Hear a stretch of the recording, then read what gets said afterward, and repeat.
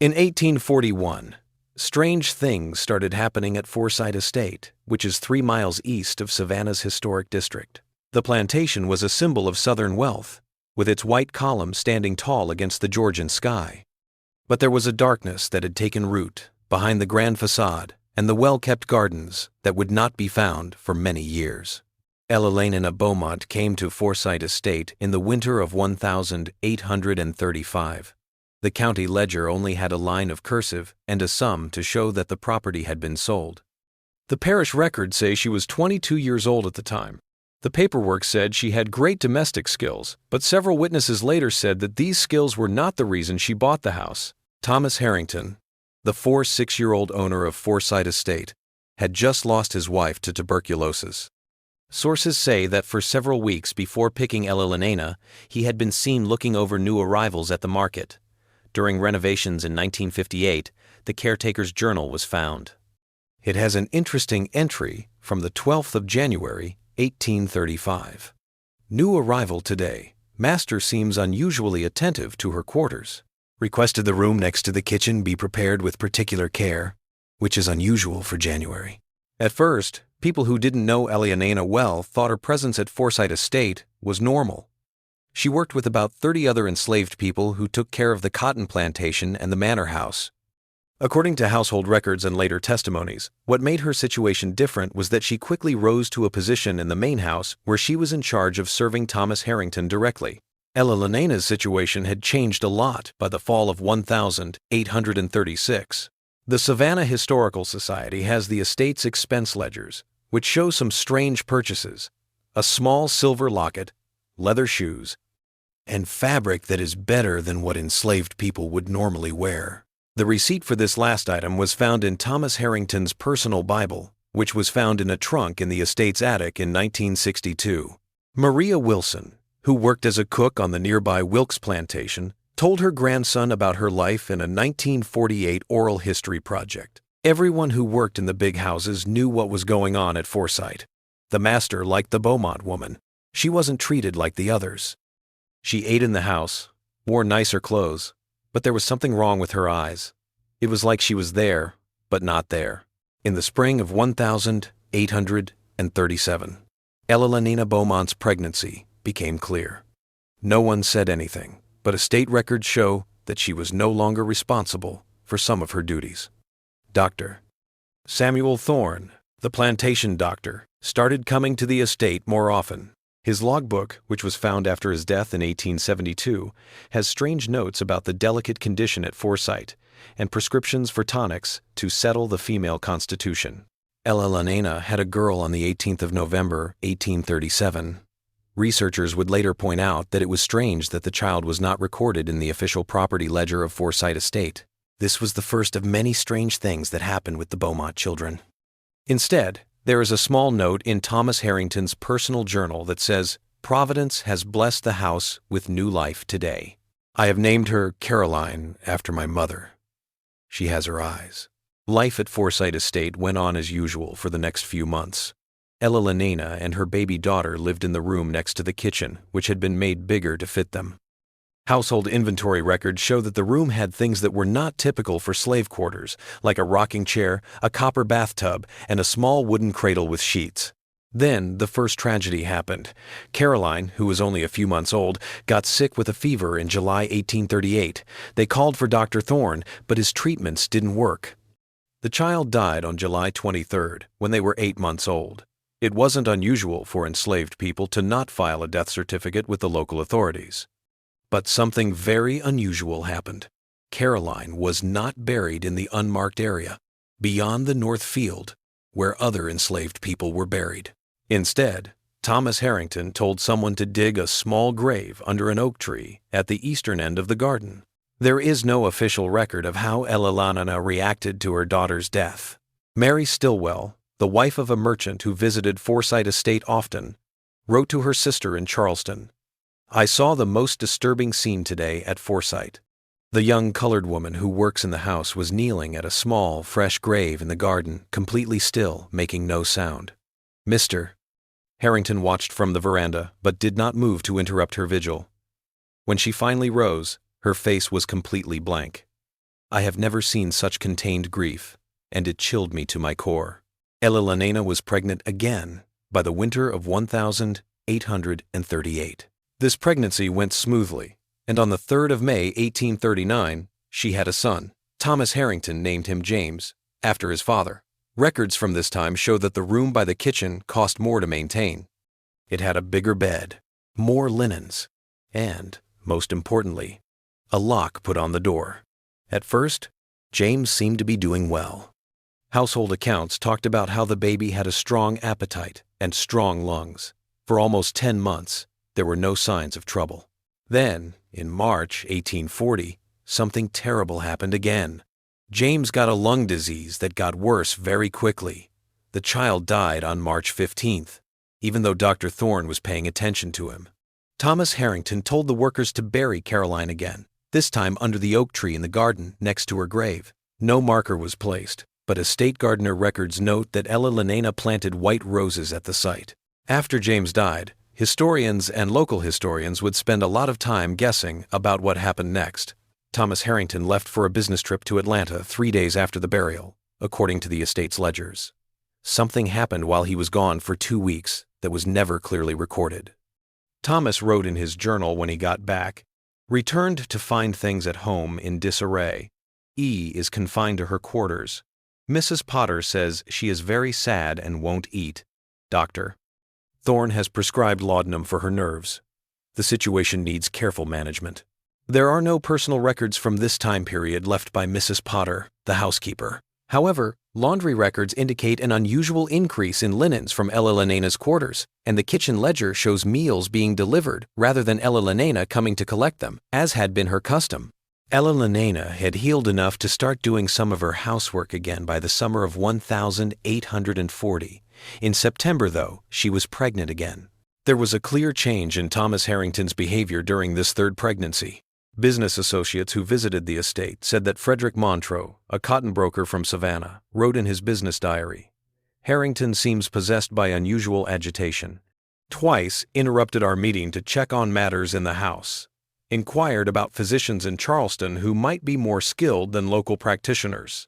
His concern for domestic matters is interfering with his judgment in business affairs."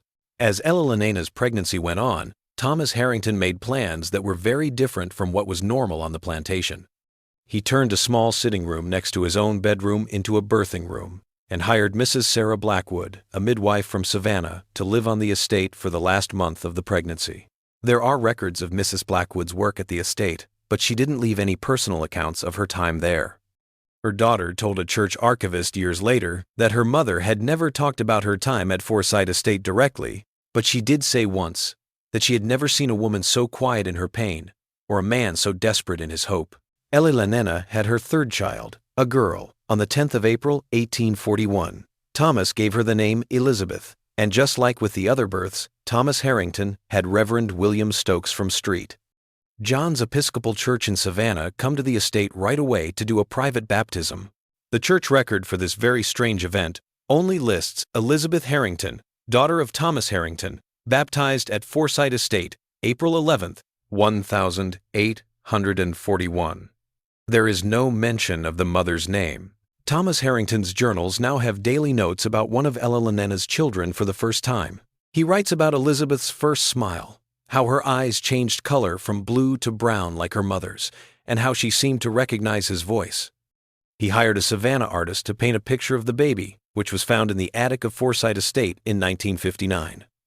The canvas was damaged by moisture. In August 1841, Elizabeth started to show signs of being sick. They called Dr. Thorne right away, and this time Thomas Harrington also called for Dr. Marcus Whitfield, a doctor from Charleston who is known for his work with childhood diseases. The two doctors' efforts together were useless. Elizabeth passed away on August 17th, when she was only 4 months old. The estate records show that Thomas Harrington paid an outrageous amount for a small marble headstone, which was the first official marker for any of the children. An archaeological survey in 1965 found the stone broken and weathered. It only had the name Elizabeth and the dates of her birth and death on it. For more than 100 years, there would be conflicting stories and speculation about what happened in the days after Elizabeth's death. The facts that have been established from estate records are as follows. Thomas Harrington left for Savannah on business on August 20, 3 days after Elizabeth's burial. That same night, he came back out of the blue. On the morning of August 21st, Ella Lanena Beaumont was nowhere to be found on the estate. There was a search. They looked at the woods and roads nearby. The neighboring plantations were told Ella Lanena was gone. Several historians have pointed out that Thomas Harrington did not call the police, which is important. Instead, he promised his overseer a large reward if Ella Lanena was returned without anyone knowing. The search found something after 3 days. Ella Lanena was found in an abandoned hunting cabin on the farthest edge of the Forsyte property, which is almost 4 miles from the main house. The overseer's report in the estate logbook said, "Found the woman, unharmed, but not well in mind. Returned to the house under watch." After that, Ella Lanena was kept in her room for about 2 months, according to the household accounts, for her health. They took everything out of the room she had been in before and moved her to a room on the 3rd floor of the main house. Records from the estate showed that a special lock was bought for this door, and the window in the room was boarded up from the outside. During this time, Dr. Thorne came to see them twice a week. His medical log doesn't have much information. Patient at Forsyte continues under sedation, refuses food when lucid, speaks of children calling to her from beneath the oak, recommended continued isolation and laudanum as needed. On the 12th of October 1841, Thomas Harrington's journal has only one strange entry. "It is finished. May God have mercy on us all." The next day, housekeeping records show that the room on the 3rd floor was emptied and cleaned. There are no more references to Ella Lanena Beaumont in any estate documents. She just disappeared from the written record.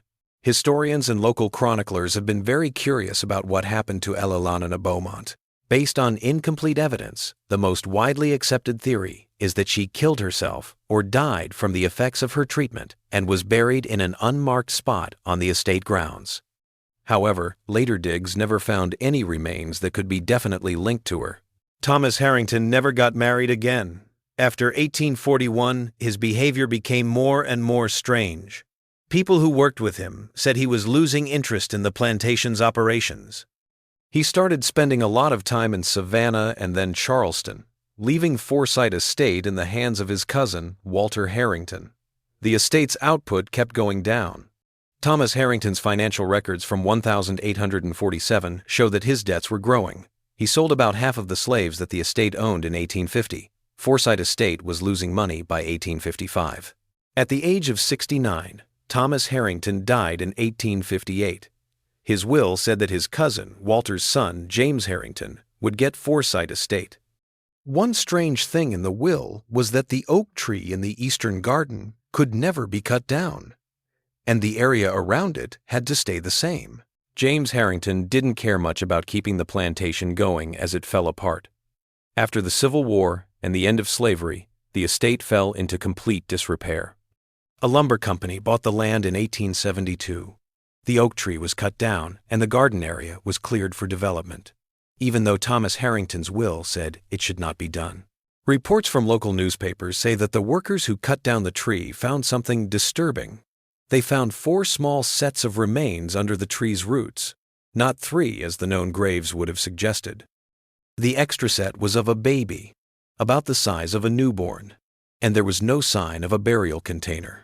This discovery might have just been a strange thing to find if it hadn't happened at the same time as the death of Dr. Samuel Thorne, who had been the doctor at Forsyte Estate. There was a sealed envelope in his personal papers that said, "Forsyte Estate Confidential."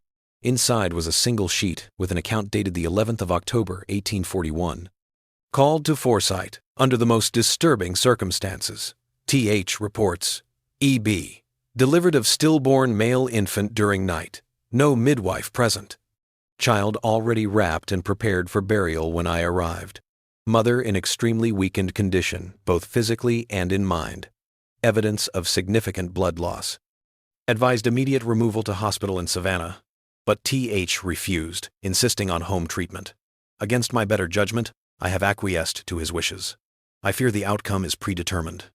I record this account to clear my conscience, though I pray it never becomes necessary to share it. The finding of this document and the fourth set of remains caused a brief stir in the local news, but interest eventually faded when most of the people involved died and the estate itself became an industrial area. For almost 100 years, the story of Ella Lenina Beaumont and the kids of Forsyte Estate was forgotten by most people. Then, in 1963, a graduate student named Margaret Wilson from the University of Georgia started looking into the mysterious disappearances of enslaved women in antebellum Savannah for her PhD dissertation. Her research directed her to the remnants of the Forsyte Estate records that had been conserved in diverse archives. Wilson's work brought together information from many different places, such as estate ledgers, church records, business letters, medical logs, personal journals, and oral histories. Her dissertation, finished in 1967 but never published, ended with a theory that historians would later find very useful. Wilson's research shows that Ella Lenina Beaumont did not die at Forsyte Estate in October of 1841. Instead, after her fourth child was stillborn and buried in secret, she was sold to a plantation owner in Louisiana through private channels. Wilson found a bill of sale from Thomas Harrington to Jeremiah Wilcox of Street, Francisville, Louisiana, on the 13th of October, 1841. It was for a domestic servant aged 28, in delicate health. Wilson tried to find out what happened to Ella Lenina after this transfer. But the records in Louisiana were incomplete because of courthouse fires during the Civil War. There, her research trail came to an end, and her dissertation was put away in the university archives, where it went mostly unnoticed. In 1968, workers digging for a foundation for a factory on land that used to be part of the Forsyte Estate found a small silver locket buried about 6 feet below the surface, near where the oak tree used to be. There was a braid of dark hair inside, and a small ivory painting of a woman with features that looked like they came from different backgrounds. The initials E were barely legible on the back of the portrait. B. The locket is now on display at the Savannah Historical Society Museum. It's a small, easily missed item that is one of the few physical links to Ella Lenina Beaumont that have survived. Industrial and later commercial development has completely changed the land where Forsyte Estate used to be. The plantation house, the gardens, and the oak tree that marked the children's graves are all gone. The only physical reminder is a small historical marker that was put up in 1992 at the edge of what is now a shopping center parking lot. It says on the marker, "Site of Forsyte Estate, circa 1,831,870, cotton plantation owned by the Harrington family." It doesn't say anything about Ella Lenina Beaumont or the kids. People in the area say that strange things have been happening there, especially in the eastern part of the property where the garden used to be. Some security guards who work at night have said they heard what sounded like a woman singing softly, but they can't find where it came from. In the early morning hours, maintenance workers have found small bunches of white roses on the ground, but security cameras have never caught anyone putting them there. 3 different night watchmen reported seeing a woman in old-fashioned clothes walking slowly through the property around 3 in the morning, always in mid-August, always heading toward the eastern corner where an oak tree used to be, and always disappearing when they got close. This is perhaps the most disturbing thing. People have called these stories urban legends, which are stories that always seem to come up in places with troubled pasts. But they keep going, passed down through generations of Savannah residents as a whispered counterpoint to the clean history that tourists see in brochures and on guided tours. Margaret Wilson tried to go back to her research on Ella Lenina Beaumont in 1969. She wanted to turn her dissertation into a book, but she said it was getting harder to get to some archives and collections. She wrote to her academic advisor, "I am encountering unexpected resistance from several families connected to the Harrington lineage. Doors that were previously open have been firmly closed. I cannot help but feel that even after more than a century, there are those who prefer this history remain buried." Wilson gave up on the project after getting anonymous messages that told her to focus her scholarly work on something else. She got a job as a teacher at a small college in New England and never shared her results. We don't know what really happened to Ella Lenina Beaumont after October 1841. Wilson's research suggested that she was sold to Louisiana, but there is no clear record of her life or death there. She disappears from written history, just as completely as she did from Forsyte Estates records. One thing we know for sure is that Ella Beaumont, a young enslaved woman, had 4 children at Forsyte Estate between 1837 and 1841. All 4 died when they were babies or very young. Instead of being buried in the unmarked ground where other slaves were buried, all 4 were buried under an oak tree in the garden. And in the fall of 1841, Ella Beaumont went missing from Forsyte Estate in a way that Thomas Harrington tried very hard to hide. Her thoughts, feelings, suffering, possible escape, or likely death are all hidden in the gaps between what is known about her and what is not. We can get close to these shadows and look at their shapes, but we can't get rid of them completely. Maybe that's why her story still resonates and why people still say they've seen an unknown woman walking across what used to be Forsyte Estate land. Some people refuse to go away completely when there is no justice, no truth, and no proper mourning. A member of the Harrington family gave a collection of family papers to the Savannah Historical Society in 2008. One of them was a journal that had been damaged by water. It belonged to Thomas Harrington's cousin, Walter, who took over running Forsyte Estate in the 1842. Most of the entries were about plantation work, but one from April 1842, about 6 months after Ella Beaumont went missing, had this passage. Thomas confided in me today after several brandies. I wish he hadn't.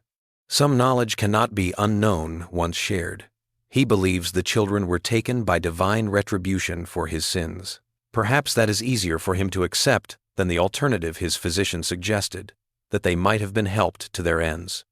When I asked by whom, he looked at me with such hollowness and said, by the one who loved them too much to let them live as she had to live. I will not transcribe the rest of what he said. Some words should not be preserved even in private pages. This journal entry, found more than 160 years after it was written, adds to the mystery of Ella Beaumont and the kids who lived at Forsyte Estate.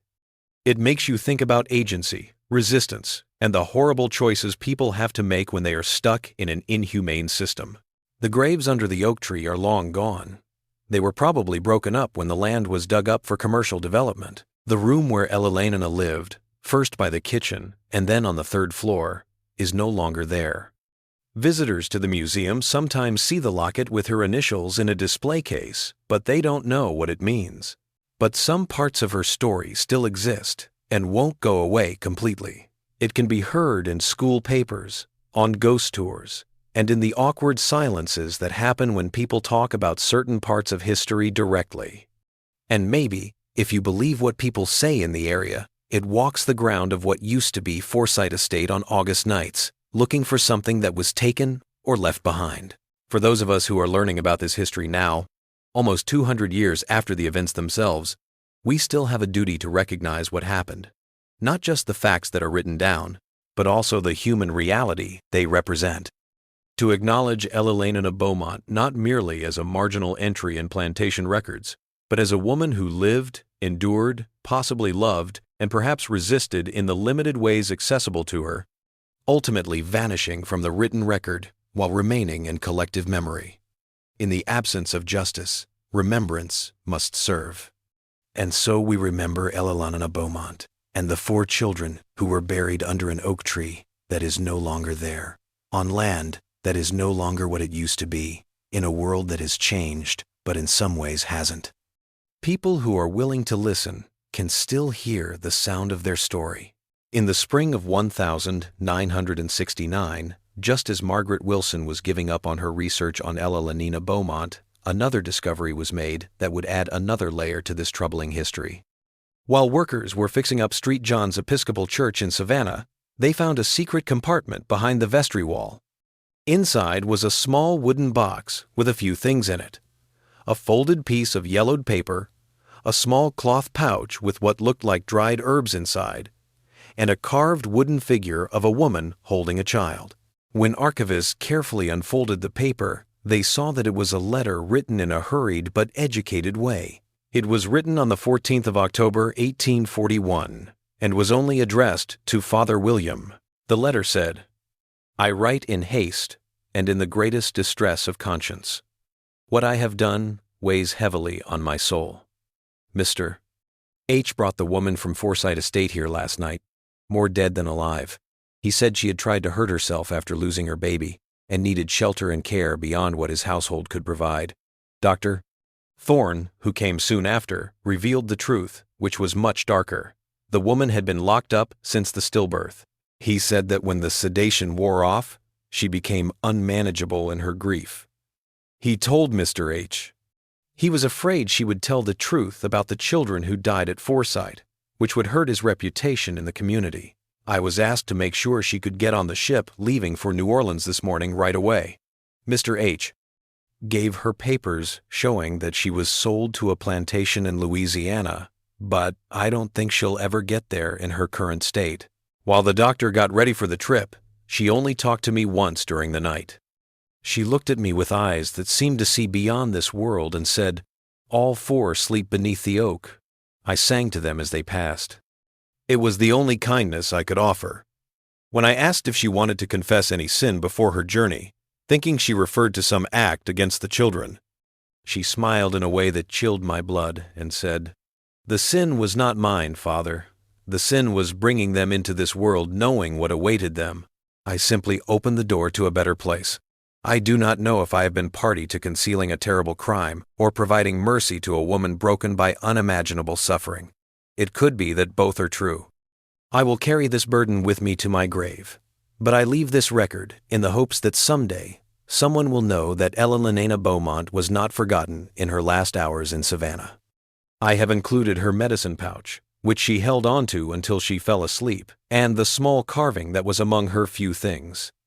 God have mercy on us all for what we do in the name of order and prosperity. In deep sorrow, Reverend James Sullivan, who worked for Reverend William Stokes. This letter, which came to be known as the Sullivan Confession, was initially kept from public view by church authorities who cited its disturbing nature and unverifiable claims. It wasn't until 2003 that historian Eliza Montgomery gained access to it while researching clerical responses to slavery in antebellum Savannah. Her subsequent paper, Complicity and Conscience, The Church and Forsyte Estate, published in the Southern Historical Review, brought renewed attention to Ella Lynena Beaumont's story. Montgomery's research also uncovered shipping records from the 15th of October, 1841, listing a female Negro infirm among the cargo of the merchant vessel Carolina Star bound for New Orleans. The ship's log, preserved in the Maritime Archives, notes that this unnamed passenger died at sea on October 17 and was buried at sea, according to maritime custom. If this passenger was indeed Ella Lynena Beaumont, as Montgomery's research strongly suggests, then her mortal journey ended in the waters of the Atlantic, far from both Forsyte Estate and the Louisiana plantation that supposedly purchased her. The wooden carving found with Sullivan's letter is still in the archives of St. John's Church. It shows a woman standing with 4 small bundles in her arms. The features of the bundles are not clear, but their meaning is clear. Anthropologists have said that the carving style is similar to West African traditions, which suggests that Ella Lynena kept cultural ties even though she was enslaved. In 2005, botanists looked at the herb pouch and found that it contained dried foxglove, Jimson weed, and buckberries, all plants that can be toxic when prepared in certain ways and that were growing on or near Forsyte Estate at the time. These discoveries led Montgomery and later researchers to a theory that goes against the long-held idea that Ella Lynena was just a victim of Thomas Harrington's exploitation. Instead, they suggest a more complicated picture, that Ella Lynena, who couldn't bear to see her children grow up in slavery, may have made the terrible choice to end their suffering herself. This theory is still up for debate and hasn't been proven. Some historians say that the children's deaths could have been natural, since infant mortality was high at the time. Others say that if the deaths were planned, Thomas Harrington himself might have been to blame, since he may have seen the mixed-race children as a growing threat to his social standing. What we do know for sure is that 4 children died at Forsyte Estate between 1837 and 1841. Their bodies were found under an oak tree in 1872, and Ella Lynena Beaumont, their mother, went missing from Savannah in October 1841, probably dying at sea a few days later. The question of who acted, who decided, and who controlled the story is still important to understanding this history. In a system that was meant to take away people's freedom, what choices did they have? What forms could resistance take? How do you measure love against suffering when both are trapped in an inhuman system? In 2012, ground-penetrating radar was used to survey the former Forsyth Estate land, now occupied by a shopping center. The technology revealed a previously unknown feature: a small underground chamber approximately 15 feet below the current surface in the area where the oak tree once stood. When excavated under the supervision of archaeologists from the University of Georgia, the chamber was found to contain a wooden chest, badly deteriorated but still intact. Inside the chest were several items: a child's knitted cap, 4 small cloth dolls of different sizes arranged in a row, a hand-copied page from a prayer book, and, most significantly, a journal bound in faded cloth. The journal's pages had largely succumbed to moisture and time, but several passages remained legible. The handwriting matched that on the back of the ivory portrait in the silver locket discovered decades earlier. The journal appears to have belonged to Elelena Beaumont herself, though how it came to be buried in this underground chamber remains unknown. The entries that can be read are from 1838 to 1841 and are the only known record of Elelena's thoughts in her own words. One entry, dated the 25th of July, 1838, 2 days after the death of her first child, says, "They have put Caroline beneath the oak tree." Master T says that not being with the others beyond the north field is a sign of special favor. He doesn't get that the ground eats us all the same, whether we like it or not. When I can, I sit next to her small mound. As the oak's roots grow, they will put a lot of weight on her small body, and I hate it. But I also touch its bark and feel its life go on, while hers has ended. Is this what mothers turn into here? Women who talk to trees because their kids are buried under them? Another entry, from the 18th of March, 1840, just a few days after the death of her second child, says, "James has joined his sister. The white doctor says his lungs weren't strong." He doesn't say why, though. The dampness of our room, the work I did with him, strapped to my back until my 7th month, and the bad milk my tired body made for him. These are the real reasons, but they aren't in medical books. Master T cries for him and says, "It's God's will. I don't cry anymore." I'm learning that people who think the world is fair can cry. I don't expect that anymore. I think of my grandmother's stories about kids who go back to the other side when this world is too hard for them to stay in. Maybe they know more than we do who are still here. The most telling entry, from the 19th of August, 1841, 2 days after the death of her third child, Elizabeth, is only a few lines long. The third has returned to the stars. T. The master gets angry with God and fate. He had high hopes for Elizabeth. He had her baptized and talked about making special plans for her future. Maybe even taking her to the house in Savannah, where people with lighter skin don't ask as many questions. But she has gotten away from that kind of life, just like the others. I see the one growing inside me now, my 4th and last burden, and I know what I have to do.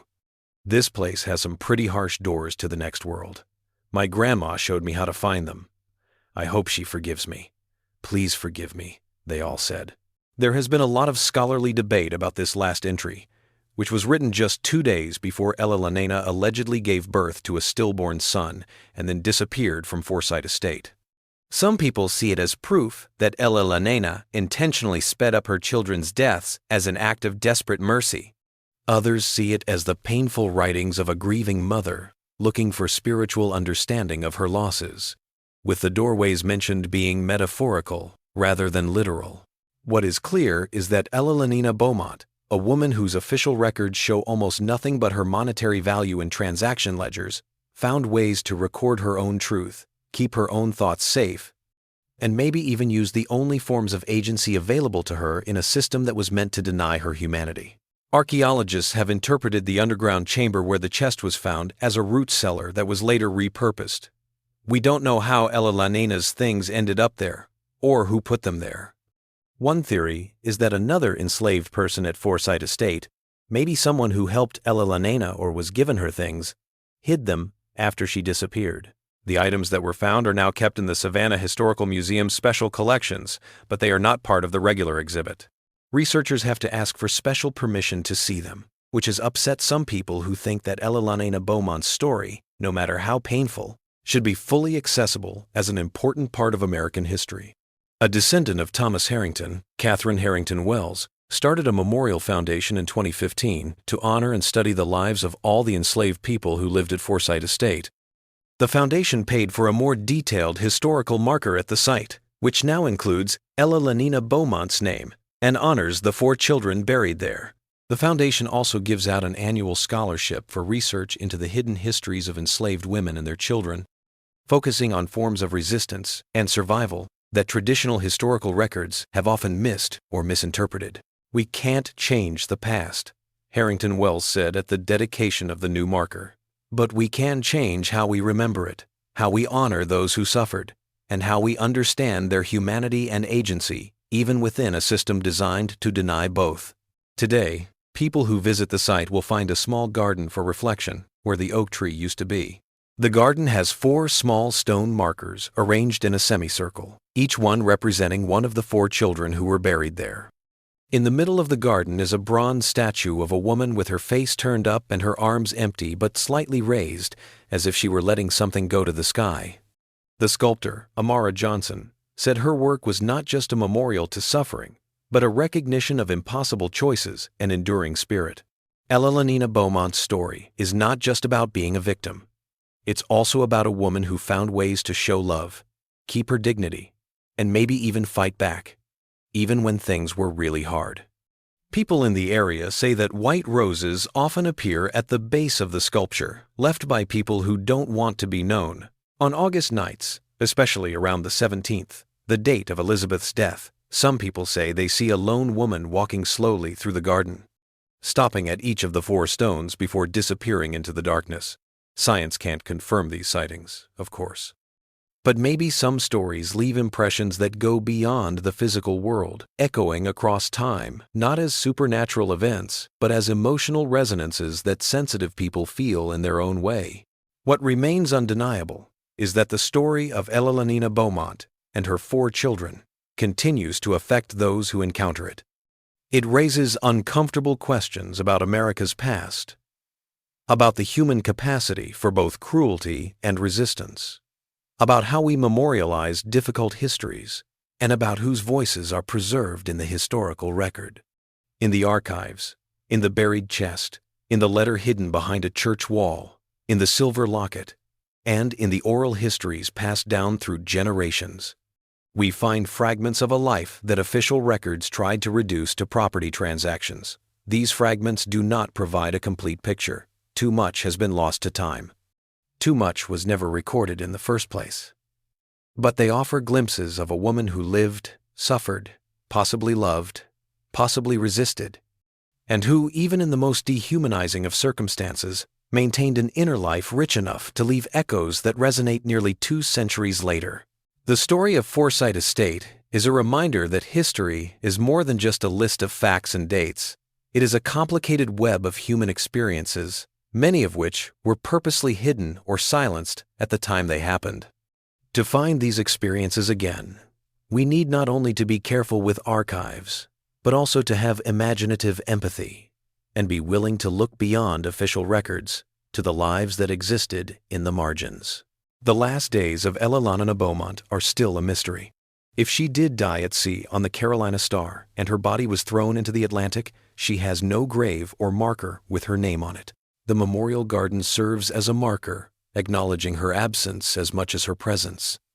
This may be appropriate for a woman whose life was marked by the systematic erasure of her autonomy, her family ties, and her very humanity in the eyes of the law. However, against these erasures, we can now place the evidence of her resistance, the journal entries that recorded her thoughts, the carved figure that expressed her culture, the herb pouch that suggested her knowledge, and the lasting impact of her story on all who encounter it. What happened at Forsyte Estate between 1835 and 1841 was both a personal tragedy and a reflection of a larger historical atrocity. Elalina Beaumont's story is both unique in its specific details and tragically common in its broader outlines. Countless other enslaved women lived, bore children, suffered losses, and died, leaving barely a trace in historical records. What makes Elalina's story different is not necessarily what happened to her, but the fact that fragments of her experience survived, hidden in walls, buried in chests, preserved in letters, passed down through oral histories, and eventually recovered by those committed to ensuring that such lives are not forgotten. As visitors leave the memorial garden today, they pass by a simple plaque bearing a quote from Elalina's journal, one of the few passages that survived intact. They say, "We have no souls to save, yet they fear our spirits after death. They say we aren't fully human, but when our humanity shows, they are afraid of it. Keep this in mind. What they took from us in life, we get back in memory. And once memory is awakened, it is a force that cannot be controlled." Whether Elalina actually wrote these words, or whether they represent a collective experience that has been attributed to her individual voice, is perhaps less important than the truth they convey. In a system designed to dehumanize and erase, the persistence of memory, individual and collective, becomes itself an act of resistance.